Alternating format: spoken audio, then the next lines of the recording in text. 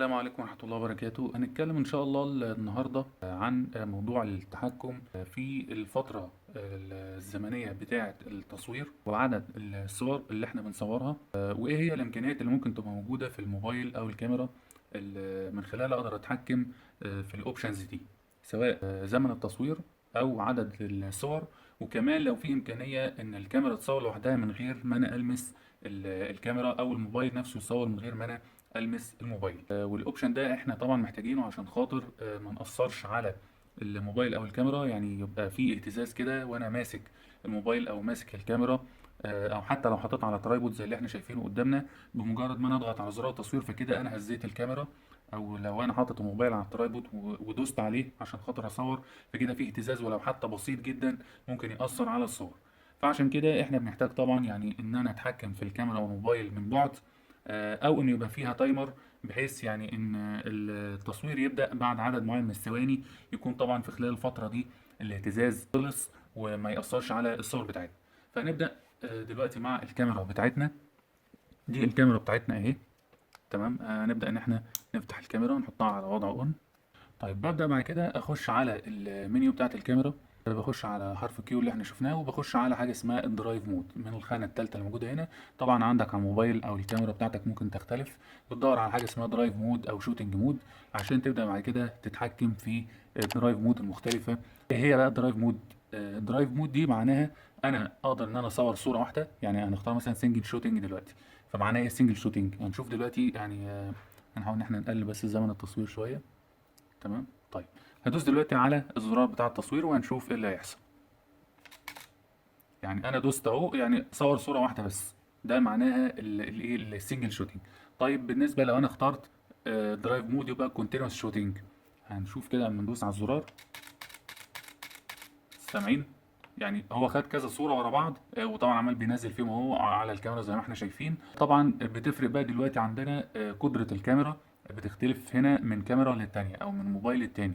الكونتينوس شوتنج ده بيبقى مكتوب في الكاميرا عندي ان هو يقدر مثلا ياخد حوالي 10 صور في الثانية الواحدة، او مثلا 5 صور في الثانية الواحدة، او في كاميرات بتبقى اعلى من كده ممكن يبقى مثلا 15 او 20 او حتى 30 صورة في الثانية الواحدة. دي بتفرق طبعا من كاميرا للتانية. فده الدرايف مود بتاع الكونتينوس شوتنج. ده بيفيدني جدا جدا لو انا مثلا بصور صور للقمر او صور مثلا للشمس. الصور دي سريعه، يعني الزمن التعريض فيها مثلا 1/500 او 1/200 من الثانيه، فعايز صور كتير جدا عشان اقدر اعملها ستاكينج وفي وقت صغير. فمود زي ده الكونتينوس شوتنج بيفيدني جدا فيه. بس زي ما احنا شفنا، انا عشان خاطر استعمل كونتينوس مود لازم ابقى دايس. يعني احنا شايفين، بص نحاول دلوقتي ان احنا ايه عشان نقدر ان احنا نستعمله. شايفين لازم افضل دايس. تمام، لازم افضل دايس على الكاميرا. طب لو انا بقى على يعني بستعمل الكونتينوس مود ده وبصور مثلا حتى وهو على الترايبود دلوقتي بصور القمر، طبعا الصور كلها تبقى بايظه. ليه؟ لان انا دايس على الكاميرا، فحتى فيه اهتزاز ولو حتى بسيط جدا. عشان كده الموضوع الاهتزاز بتاع الكاميرا ده بيأثر جدا جدا على الصور معايا، حتى لو هي الزمن بتاعها يعتبر سريع جدا، واحد مثلا على 200 او واحد على 300. الصور يعني مش هيبقى باين فيها قوي، بس برضه بيأثر معايا موضوع الاهتزاز وموضوع ان انا المس الكاميرا اثناء التصوير. طيب الحل ايه؟ هنشوف في مودز تانية في الكونتينيو في الدرايف مود، هنلاقي فيه ان في سيلف تايمر. طب كويس جدا. معناه ايه السيلف تايمر ده؟ معناه ان انا اما ادوس على الزرار بتاع التصوير، هناخد مثلا السيلف تايمر بدل 10 ثواني يبقى ثانيتين عشان الوقت بتاع الفيديو. هنشوف دلوقتي ايه اللي هيحصل. انا هدوس دلوقتي على زرار التصوير. شايفين؟ هو ما يعني مصورش على طول اول ما انا دوست على زرار التصوير، لا استنى ثانيتين الاول وبعد كده بدأ يصور. فده طبعا بيبقى مفيد جدا في اني لو عايز اصور حاجه وايدي ما تاثرش على الكاميرا ما تهزش الكاميرا والصوره بتاعتي تطلع كويسه. فالسيلف تايمر ده طبعا بيبقى كويس جدا جدا. بس يعني احنا شفنا دلوقتي ان هو بيصور بس صوره واحده معايا. طب هل اقدر استعمل سيلف تايمر وفي نفس الوقت كذا صوره؟ في اوبشن برضو تاني اسمه سيلف تايمر كونتينوس، ومديني اوبشن دلوقتي انت عايز كام صوره. فبشوف ايه اقصى عدد من الصور، بلاقي ان في الكاميرا دي 10 صور بس يقدر ان هو يصورهم ورا بعض. تمام. وفي نفس الوقت اقدر استعمل السيلف تايمر، هو المود بتاعه اسمه كده. فنشوف دلوقتي ايه اللي هيحصل. انا هدوس اهو على الزرار وسبت ايدي، يعني بعدت ايدي على طول، فهو عمال يعني ايه بيعد التايمر تقريبا 10 ثواني. تمام.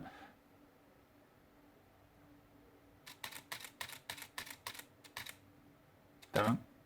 يعني هو عمال طبعا بيحاول ان هو يصور على قد ما يقدر، بس طبعا البفرنج بتاع الكاميرا او الانترنال ميموري بتاعت الكاميرا طبعا ضعيفه شويه، فمش قادره انها تاخد العشر صور ورا بعض بسرعه او في ثانيه واحده. تمام، لازم طبعا يبقى ايه في بطء شويه، ده نتيجه للبفرنج بتاع الكاميرا والبروسيسنج بتاع الكاميرا نفسه بطيء شويه، فده بيأثر على سرعه تنزيلها وسرعه التصوير نفسها بالنسبه للكاميرا. طيب مفيش اي اوبشن تاني؟ يعني هل انا هفضل كل شويه ادوس بقى على الكاميرا واقعد استناها لغايه ما تعمل بفرنج وتنزل الصور على الميموري بتاعت الميموري بتاعت الكاميرا او الاي سي دي بتاع الكاميرا وكده؟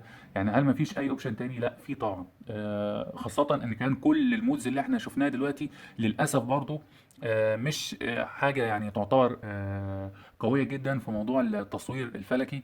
وحتى لو انا بصور صور القمر، يعني انا لو عايز اصور صور القمر مثلا عشان اعمل لها ستاكينج وكده، لازم اصور على الاقل حوالي 50 صوره. فتخيل انت كل شويه عمال بتدوس على الزرار وتستنى التايمر وبعد كده تشوف الصور كويسه ولا لا، فالموضوع مزعج شويه. في كاميرات بتنزل بحاجه اسمها انترا فالوميتر. تمام، ده بيبقى عباره عن مؤقت للكاميرا، وشغال يعني مع نفسه اوتوماتيك، انت بتظبط فيه عدد الصور وبتظبط فيه وقت كل صورة عبارة عن ايه. ولو انت عايز يبقى فيه فرق زمني ما بين كل صورة والتانية بتحط برضو الموضوع ده. طيب يعني الكاميرا دي قديمة شوية، ال 200 دي قديمة شوية.